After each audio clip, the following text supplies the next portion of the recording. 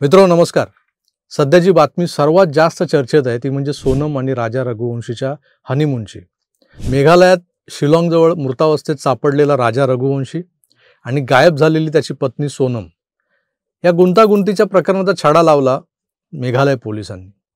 त्या ऑपरेशनचं नाव देखील होतं ऑपरेशन हनीमून. तुम्हाला माहीतच आहे की राजा रघुवंशी नावाचा एक ट्रान्सपोर्ट व्यावसायिक त्याच्या हत्येचं हे प्रकरण आहे. ही बातमी इतकी चर्चेत असण्याचं कारण म्हणजे ज्या क्रूरपणे ही हत्या घडवण्यात आली आणि एका निष्पाप माणसासोबत ज्या प्रकारे विश्वासघात झाला ती गोष्ट लोकांच्या मनातून जात नाहीये. सगळ्यांच्या मनात एकच प्रश्न आहे, सोनम रघुवंशीनं राजाची हत्या का केली? जर तिला राजाशी लग्न करायचं नव्हतं तर तिने केलं नसतं, आणि जर लग्न केलंच होतं आणि सोबत राहायचं नव्हतं तर ती वेगळी होऊ शकली असती, घटस्फोटही घेता आला असता. राजाने तिच्यावर अशी कोणती जबरदस्ती केली नव्हती किंवा तिच्यासोबत कोणताही अन्याय केला नव्हता. मग अशा निष्पाप माणसाचा जीव घेण्याचं कारण काय असू शकतं? हीच गोष्ट लोकांच्या पचनी पडत नाहीये. का मारला असेल? सुरुवातीला या प्रकरणामागे लव्ह ट्रँगल असल्याचं सांगितलं गेलं. लव्ह ट्रँगल समजू शकतो, आणि पुराव्यांवरून हे स्पष्टही होते की तिचं दुसऱ्या मुलाशी अफेअर होतं. त्यांच्यात सतत बोलणं आणि चॅट सुरू होते. आता एक चॅट रिलीज झालाय त्यांचा की वो राजा मेरे करीब आ रहा है, राजा को देखो ना, म्हणजे ती त्या राजशी बोलते. या सगळ्या गोष्टींची नोंद आहे आणि कोणीही ते नाकारू शकत नाही. पण लव्ह ट्रँगलमध्ये राजाला मारणं गरजेचंच होतं का? हा सर्वात मोठा प्रश्न आहे. कारण राजा रघुवंशीनं सोनमला पकडून तर ठेवलं नव्हतं की आता तुला माझ्यासोबतच राहावं लागेल आणि लग्न कर, नाहीतर मी स्वतःचं काहीतरी बरं वाईट करून घेईन. असं काहीच घडलं नव्हतं. लग्नही दोन्ही कुटुंबांच्या संमतीनं, म्हणजे काय म्हणतात त्याला, परवानगीने झालं होतं. दोन्ही कुटुंब एकत्र बसून त्यांनी ठरवलं होतं. त्यामुळे ही एक धक्कादायक बाब आहे. तुम्ही विचार करत असाल की मी हे सगळं का बोलतोय, कारण प्रामाणिकपणे सांगायचं तर मला अजूनही ही गोष्ट पचायला खूप कठीण जाते. कारण हत्येचा नेमका हेतू काय असू शकतो हे मला समजत नाही. येत्या काही दिवसात पोलीस तपास करतील आणि सोनम, तो राज कुशवा आणि त्यांनी ज्या सुपारी किलरच्या मदतीने एका निष्पाप माणसाची हत्या केली आहे ती का केली आहे हे नक्कीच समोर येईल. त्यांच्या मनात नेमकं काय चाललं होतं, त्या राजा रघुवंशीची मालमत्ता हडपायची होती की कोणाचा सूड घ्यायचा होता त्यांना. ते आपल्या आईबापांवर तर नाराज नव्हती ना की तुम्ही जबरदस्तीनं माझं लग्न दुसरीकडे करतात, त्यामुळे मी स्वतः तर बर्बाद होईनच पण तुम्हालाही बर्बाद करेन, असा काही माइंडसेट तर नव्हता ना त्या सोनमचा. या सगळ्या प्रश्नांची उकल येत्या काही दिवसात होणारच आहे. पण आज या प्रकरणाशी संबंधित एक महत्त्वाची गोष्ट मी तुम्हाला सांगू इच्छितो, ती म्हणजे या प्रकरणात सोनम रघुवंशीला फाशीची शिक्षा निश्चित आहे. आता तुम्ही म्हणाल की फाशीची शिक्षा कशी निश्चित आहे? कोर्ट ठरवेल, तू कोण सांगणारा? असा कोणता पुरावा पोलिसांच्या हाती लागलाय आणि अशा कोणत्या गोष्टी आहेत? कारण अनेकांच्या मनात हाच संशय आहे, संभ्रम आहे की सोनमने खरोखरच हत्या केली आहे का? आज जवळपास सगळ्याच क्राईम रिपोर्टर्सच्या मनात एक सवाल उभा राहतोय, खरोखरच या मुलीने आपल्या नवऱ्याला मारलंय का? मला तर वाटतं जेव्हा पोलीस अशा गंभीर प्रकरणांमध्ये कोणाला आरोपी बनवतात, आणि विशेषतः असं प्रकरण जे लोकांमध्ये खूप चर्चेत आहे, तिथे पोलिसांची एक छोटीशी चूकही त्या संपूर्ण पोलीस विभागाच्या प्रतिष्ठेला मोठा धक्का पोहोचवू शकते. त्यामुळे जर पोलीस ठामपणे सांगत असतील की सोनम या प्रकरणात मुख्य सूत्रधार आहे, तिनेच हत्या केली आहे, तर निश्चितपणे पोलिसांकडे असे पुरावे आहेत ज्यामुळे ते सोनमला कोणी ठरवू शकतात. ते कोणते पुरावे आहेत याबद्दल मी आज तुमच्याशी बोलणार आहे. एक एक करत मी तुम्हाला मुद्देसूद ते सगळं सांगतोय. सोनम रघुवंशीच्या विरोधातले प्रमुख पुरावे. सर्वात आधी तुम्हाला हे माहीत असायला हवं की सोनम रघुवंशी इतके दिवस गप्प बसली होती. पोलीस ठाण्यात, गाडीत प्रवास करताना, विमानात तिने आपलं डोकं खाली ठेवलं होतं. ती जास्त काही खात पीत नव्हती. जगण्यासाठी जेवढं आवश्यक असतं तेवढंच ती घेत होती आणि कोणाशीही बोलत नव्हती. पण काल बुधवारी 11 जून 2025 रोजी तिने पहिल्यांदाच ढसढसा रडत आपला गुन्हा कबूल केलाय. तिने गुन्हा का कबूल केला? कारण पोलिसांनी सोनम रघुवंशीच्या समोर पुराव्यांचा एक ढीग ठेवला.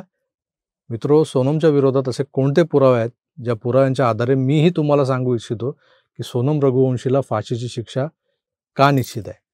मेघालय पोलिसांनी सुमारे 42 CCTV कॅमेऱ्यांचं फुटेज गोळा केलेलं आहे. हे 42 CCTV फुटेज जे आहेत ते केवळ चेरापुंजी किंवा सोहरा परिसरातले नाही आहेत, तर तिने मेघालयमध्ये जिथे जिथे प्रवास केला तिथले आणि मेघालयच्या बाहेरचेही अनेक फुटेजेस आहेत.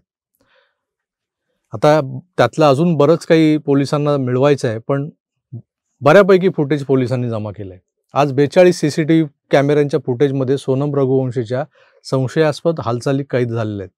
सोनम सुपारी किलरशी कशी बोलते, त्यांना कशी भेटते, ती कशी प्रवास करते, ती गुवाहाटी मार्गे इंदूरकडे कशी जाते, या सगळ्या गोष्टी त्या 42 CCTV कॅमेऱ्यांच्या फुटेजमध्ये स्पष्ट झालेल्या आहेत. पोलिसांनी पकडलेले तिन्ही सुपारी किलर, त्यांच्यासोबतची सोनम, राजा रघुवंशीच्या हत्येपूर्वी आणि हत्येनंतर त्यांचं भेटणं बोलणं स्पष्टपणे त्या फुटेजमध्ये दिसतंय. आणि या सगळ्या गोष्टी स्पष्ट करतात की सोनम आणि ते सुपारी किलर यांच्यामध्ये कनेक्शन होतं. ते सतत भेटत होते, बोलत होते, हत्येपूर्वी आणि हत्येनंतरही. त्यामुळे हा एक मोठा पुरावा आहे, जो दृश्यात्मक पुरावा आहे, ज्यात जगातली कोणती याला म्हणजे या गोष्टी, या पुराव्याला जगातली कोणतीही शक्ती नाकारू शकत नाही की हे खोटं आहे म्हणून. सोनम रघुवंशीही नाही. त्यामुळे मेघालय पोलिसांनी आज जेव्हा सोनम रघुवंशीला ते CCTV फुटेज दाखवलं आणि विचारलं, तू जो काय कांगावा करतेस की हे कुठल्या तरी गुंडांनी केलंय, तर मग हे काय? आणि ते बघितल्यानंतर सोनम रघुवंशीला वाटलं की आता वाचण्याचा कोणताही मार्ग शिल्लक राहिलेला नाही, म्हणून ती ढसाढसा रडू लागली आणि तिने कबूल केलं की हो, मीच राजाची हत्या केली आहे. पण ही फक्त एका पुराव्याची झलक होती.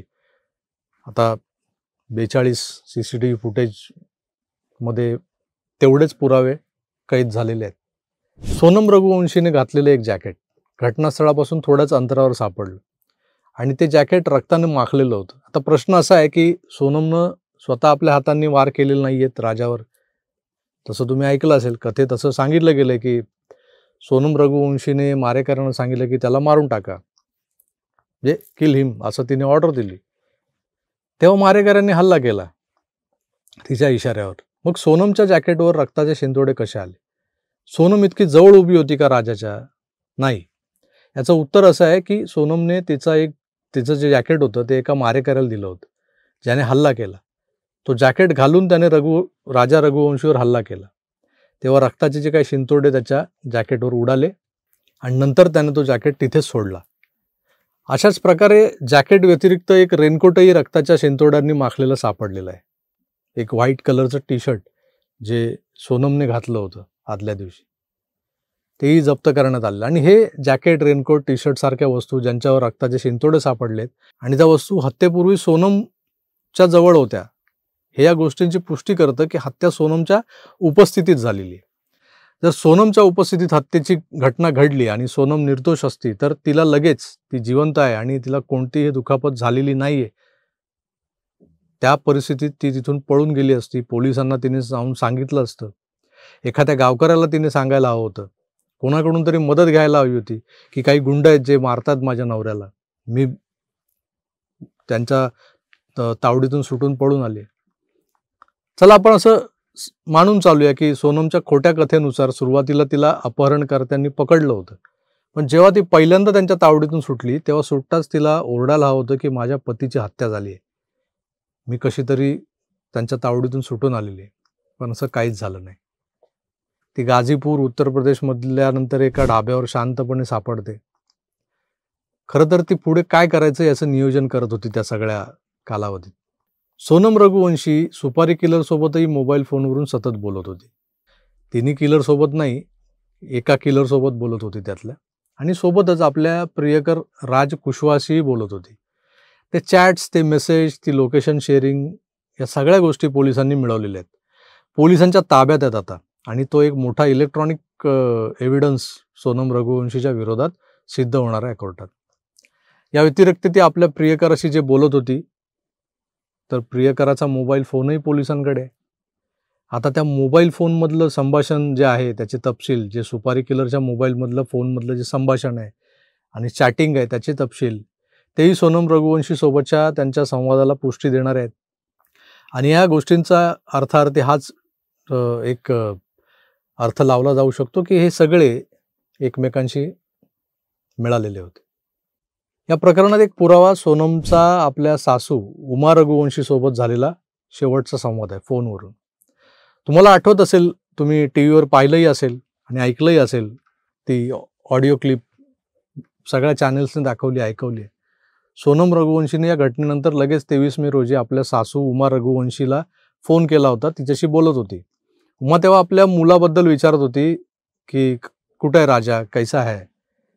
आणि त्यावेळेला सोनमने सांगितलं होतं की वो आगे निकल गया है, तो थोडा पुढे गेला आहे, मी मागे राहिली आहे. आता हे कसं विचित्र नाही वाटत तुम्हाला? एक नवपरिणीत जोडपं जे हनीमूनसाठी गेलेलं आहे, ताजं प्रेम आहे, लग्न झालेलं आहे, लोक इथे एकमेकांच्या हातात हात घालून राहतात, कोणी हात सोडत नाहीत. बऱ्याच हनीमून कपलच्या जे हनीमून सूट्स असतात, रूम असतात, त्यांच्या बाहेर एक टॅग लावलेला असतो, डू नॉट डिस्टर्ब. मग हे असं नातं सुरुवातीच्या दिवसांमध्ये जे असतं नवरा बायकोंमध्ये, इथं काय वेगळंच होतं. नवरा खूप पुढे निघून गेलाय, बायको खूप मागे राहिलेली आहे, ती सासूला बोलते. ही एक संशयास्पद गोष्ट आहे सगळ्यात मोठी. दुसरं म्हणजे सोनम रघुवंशीने सासूला सांगितलं होतं की आज माझा उपवास आहे आणि राजा मला उपवास सोडायला सांगत होता, पण मी कोणत्याही परिस्थितीत उपवास सोडणार नाही, मी उपवास कंटिन्यू करते. तुम्हाला माहीत आहे का, जेव्हा पोलीस या प्रकरणाची पडताळणी करत होते ते ऑडिओ ऐकल्यानंतर आणि जेव्हा पोलीस त्या होमस्टेमध्ये पोचले तेव्हा पोलिसांना कळलं की हत्येनंतर संध्याकाळी जेव्हा सोनम रघुवंशी त्या होमस्टेमध्ये पोचली तेव्हा तिनं तिथं पोटभर जेवण केलं होतं. म्हणजे पतीची हत्या करत असताना ती हसत हसत त्याच पतीच्या आईसोबत बोलत होती आणि खोटं बोलत होती की तिने उपवास केलाय. तर प्रत्यक्षात उपवास वगैरे काही नव्हता, हॉटेलमध्ये जाऊन मनसोक्त जेवण करत होती ती. पुरावा आहे, प्रूफ आहे. आता तो गाईड हा एक मोठा पुरावा ठरू शकतो. त्या गाईडने सोनम रघुवंशीला मारेकऱ्यांसोबत पाहिलं. तो किती महत्त्वाचा पुरावा आहे लक्षात घ्या. मुळात ही ती पहिली लीड होती ज्यामुळे सोनम रघुवंशीचा हा खोटा बुरखा टाराटारा फाटला.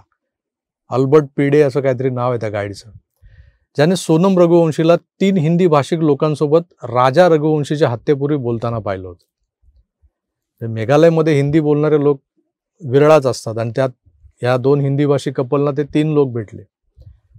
राजाही त्या 3 लोकांशी बोलत होता, कारण राजाला वाटलं की हे सगळे आपल्याकडचे लोक आहेत, हिंदी भाषिक आहेत. त्याने सांगितलं असेल की मी इंदूरचा आहे, बोलीवरून भाषेवरून समजतं. पण राजाला माहीत नव्हतं की हे सगळे अनोळखी लोक जे त्याच्याशी मैत्री करतायत ते मुळात त्याच्या बायकोने बोलावलेले लोक आहेत. सोनम रघुवंशी हत्येचा कट रचत होती आणि राजाला वाटत होतं की हा कट नाही तर सोनमचं प्रेम आहे. कारण एक एक चाल, आधी तिकीट बुक करणं, हनीमूनसाठी मेघालयला घेऊन जाणं, या सगळ्या गोष्टी सोनम आपल्या पती राजा रघुवंशीला एक सरप्राईज म्हणून सांगत होती. राजाला वाटलं होतं की ही मुलगी माझ्या प्रेमात वेडी आहे, पती पत्नी दोघेही हनीमूनसाठी जातील. बिचारा आनंदी होता तो. आणि सत्य हे होतं की हे सगळं कटाचा भाग होता. तिकीट आधीच बुक करणं आणि तिकीट स्वतःच बुक करणं, ठिकाण स्वतःच ठरवणं, ही गोष्टही सोनमच्या विरोधात जाईल. कारण ही संपूर्ण स्टोरीला एक पॅरलल पुढे घेऊन जाणार आहे. साधारणपणे घरातला जो पुरुष असतो तो पुढाकार घेतो, हनीमूनला जाण्याच्या बाबतीतही तोच पुढाकार घेतो. मुली थोड्या लाजाळू असतात, नाजूक स्वभावाच्या असतात, तुम्हाला माहिती आहे. अर्थात आजच्या काळात कोणताही लिंगभेद नाही, आपण तसं म्हणू शकत नाही, कोणी स्मार्ट मूव्ह घेऊ शकतं. पण इथे बघा ज्या प्रकारे तिने तिकीट बुक केलं, आता जेव्हा ही कथा समोर येते की असं घडलंय तेव्हा असं समजतंय की तिकीट बुक करण्यामागचा उद्देश काय होता. हा सुद्धा एक मोठा पुरावा आहे. सोनमनेच राजाचा खून केलाय का हा प्रश्न पुन्हा विचारला गेला तर मी म्हणेन निश्चितच खून केलेला आहे. कारण जर पोलीस दावा करत असतील तर पोलिसांकडे पुरावे असणार, कारण पोलिसांना उद्या न्यायालयात आरोपपत्र दाखल करावं लागेल आणि जर पुराव्यांशिवाय आरोपपत्र दाखल केलं गेलं तर न्यायालय ते आरोपपत्र डस्टबिनमध्ये फेकून देईल आणि मग त्यामुळे पोलिसांची बदनामी होईल. तर पुरावे काय आहेत? पोलिसांनी सांगितलं की खून केल्यानंतर 23 तारखेला सगळे मारेकरी निघून गेले आणि सोनम रघुवंशी तिथून निघून गेली आणि 25 तारखेला सोनम रघुवंशी इंदूरला पोहोचलेली होती. त्या शहरात जिथे पूर्ण शहर सोनम आणि राजा रघुवंशीला शोधत होतं, अशा ठिकाणी जाऊन सोनम 1 दिवसासाठी आपल्या त्या प्रियकराला राज कुशवाला भेटून आली. आता तुम्ही विचार करा, ही गोष्ट, ही थिअरी मेघालय पोलिसांनी मांडली आहे आणि मेघालय पोलिसांनी हेही सांगितले की ती भाड्याच्या खोलीत जाऊन राहिली. तर मेघालय पोलिसांना सिद्ध करावं लागणार नाही का की कोणती भाड्याची खोली होती जिथे सोनम रघुवंशी थांबली होती? जर मेघालय पोलीस हा दावा करत असतील तर साहजिकच एखादी भाड्याची खोली असेल अस्तित्वात ज्याबद्दल मेघालय पोलिसांनी इंदूर पोलिसांच्या मदतीने शोध घेतला असेल, त्या खोलीची छायाचित्र असतील, त्या खोलीच्या मालकाचं स्टेटमेंट असेल, त्या खोलीच्या मालकासोबत राज कुशवानं भाड्याने खोली घेण्यासाठी जी डील केली होती, त्या सगळ्या गोष्टी पुरावा म्हणून ठेवल्या असतील की. या गोष्टी, हे सगळे पुरावे आहेत. जेव्हा मेघालय पोलीस ते मांडतील कोर्टात, तेव्हा हे सगळे अकाट्य पुरावे आहेत. म्हणजे ह्यांना तुम्ही काट नाही आहे इसका. याच पुराव्यांनी सोनम रघुवंशी फाशीच्या फंद्यापर्यंत नक्कीच पोहोचेल. जर तिने स्वतःच्या नावाने ट्रेनचं तिकीट बुक केलं असेल तर हा अजून मोठा पुरावा आहे. कारण PNR नंबर असतो. कोणत्या PNR नंबरवर कोणत्या सीटवर कोणती व्यक्ती प्रवास करते आहे हे कळतं. रेल्वे स्टेशनमधील प्रत्येक CCTV कॅमेऱ्यात लोकांची छायाचित्र कैद होतात. त्यामुळे जर सोनमने स्वतःच्या नावाने ट्रेनचं तिकीट बुक केलंय, त्याची खूप जास्त शक्यता आहे. कारण ट्रेनमध्ये TT तुमचं ओळखपत्र तपासतात, तर तेही प्रवासाचा एक पुरावा आहे. राजा रघुवंशी मेघालयमध्ये मागे राहिला आणि मुलगी इंदूरला परत आली ट्रेनमधून, तर हाही एक पुरावा झाला. या पुराव्यामुळे ती अडकू शकते.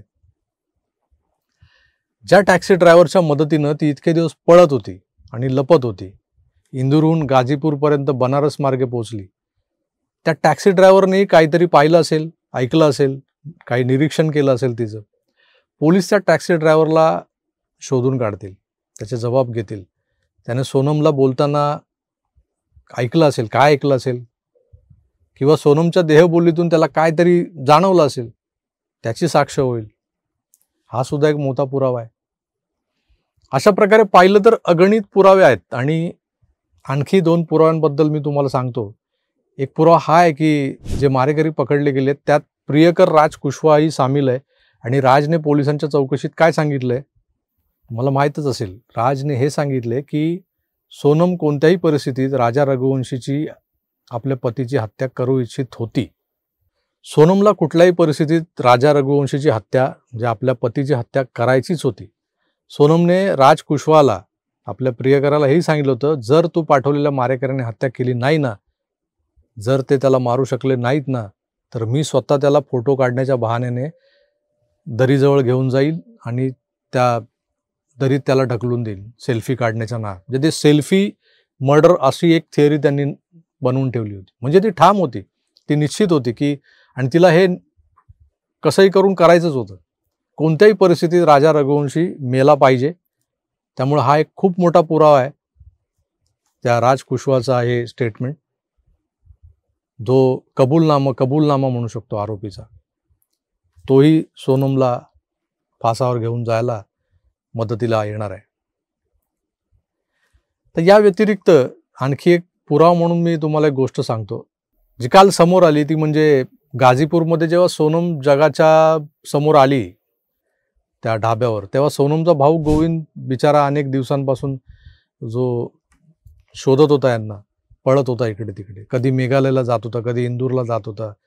जे शहर, जी गल्ली त्याला वाटली की माझी बहीण इथे सापडेल, माझा मेहुणा इथे सापडेल, जोपर्यंत मेहुण्याची बॉडी सापडली नव्हती राजाची, तोपर्यंत तो बिचारा मेहुणालाही शोधत होता. तर गोविंद त्याचं नाव आहे. तो आत्तापर्यंत खूप निष्पाप वाटतोय. आणि गोविंद आज स्वतः राजा रघुवंशीच्या घरी गेला होता. त्या स्वतःहून त्यांच्या कुटुंबियाच्या वतीनं, आपल्या कुटुंबियाच्या वतीनं माफी मागण्यासाठी त्या राजाच्या आईच्या गळ्यात पडून तो रडला देखील. त्याच गोविंदने सांगितलं की जेव्हा गाझीपूरमध्ये त्याची आपल्या बहिणीशी, म्हणजे सोनमची एक छोटी भेट झाली, तेव्हा तो तिथे पोहोचला. गाझीपूरमध्ये सोनम सापडली आहे. बहिणीला घेऊन जायला त्याला काय माहिती होतं की बहीण खुनात सहभागी आहे. पण UP पोलिसांनी गोविंदला सोनमशी जास्त बोलू दिलं नाही. पण जी काही छोटीशी बातचीत झाली, त्यात गोविंदने विचारलं की काय झालं, कसं झालं. तेव्हा तिने सांगितलं, मला काही माहीत नाही, मी निष्पाप आहे, मला तर स्वतःच कोणीतरी किडनॅप केलं होतं.